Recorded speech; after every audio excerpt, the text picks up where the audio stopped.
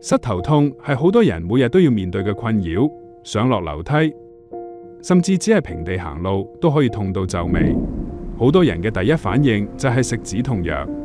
但你有冇諗過，止痛藥其實只係掩蓋痛楚，並唔係根源治療。長期食用止痛藥，甚至會有胃潰瘍、腎病。一旦停藥，膝頭照樣痛，甚至越嚟越嚴重。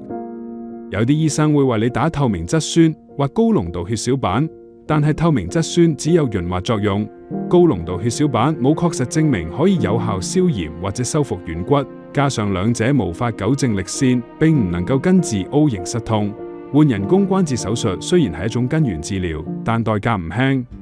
手術存在嘅唔同嘅風險、併發症、後遺症，術後嘅康復期漫長，而人工關節亦都有使用年限，到期之後可能需要再做手術。其實喺止痛藥、打透明質酸及 PRP 或者手術三者之間，仲可以佩戴體外膝矯形器。萬德醫療提供嘅免負重膝矯形器 K39D， 佢係一個體外人工關節，完全唔使開刀，透過3點矯力，有效糾正膝頭力線，避免骨磨骨，可以無痛行路，令佢哋重拾步行嘅信心。免費試戴服務現已接受報名，推廣期內成功預約可獲交通資助，立即點擊以下連結預約免費試戴。